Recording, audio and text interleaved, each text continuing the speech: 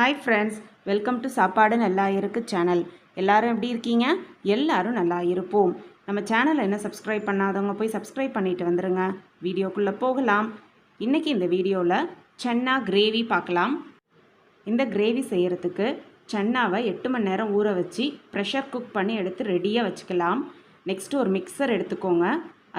அதில் 2 பெரிய வெங்காயத்தை கட் பண்ணி ஆட் பண்ணி பேஸ்ட்டாக அரைச்சி எடுத்துகிட்டு வந்துடலாம். நெக்ஸ்ட்டு மிக்சரில் 4-5 தக்காளி ஆட் பண்ணி அது கூட கேஷ்யூநட்டையும் ஆட் பண்ணி அதையும் ஒரு பேஸ்ட்டாக அரைச்சி எடுத்துகிட்டு வந்துடலாம். இப்போது கிரேவி செஞ்சிடலாம். ஒரு பேன் எடுத்துக்கோங்க. அதில் 2 டேபிள் ஸ்பூன் ஆயில் விட்டு ஆயில் நல்லா ஹீட் ஆனதும் கரம் மசாலா ஐட்டம்ஸ் ஒன்றா ஆட் பண்ணிடலாம்.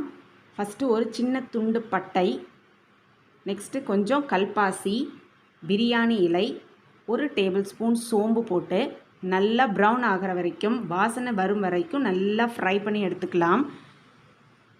அது நல்லா ஃப்ரை ஆனதும் நம்ம அரைச்சி வச்சுருக்கோம்ல வெங்காய விழுது, அதையும் இது கூட போட்டு நல்லா வதக்கி எடுத்துக்கலாம்.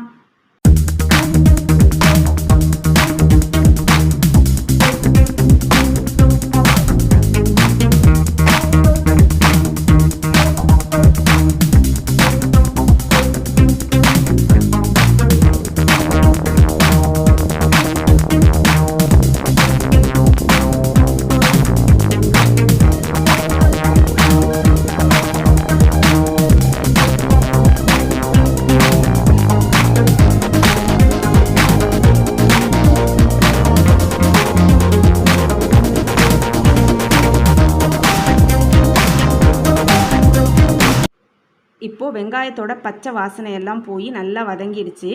நெக்ஸ்ட்டு அது கூட நம்ம தக்காளியும் கேஷ்யூநட்டையும் அரைச்சி எடுத்துகிட்டு வந்திருப்போம்ல, அந்த விழுதையும் இது கூட ஆட் பண்ணி நல்லா வதக்கிக்கலாம்.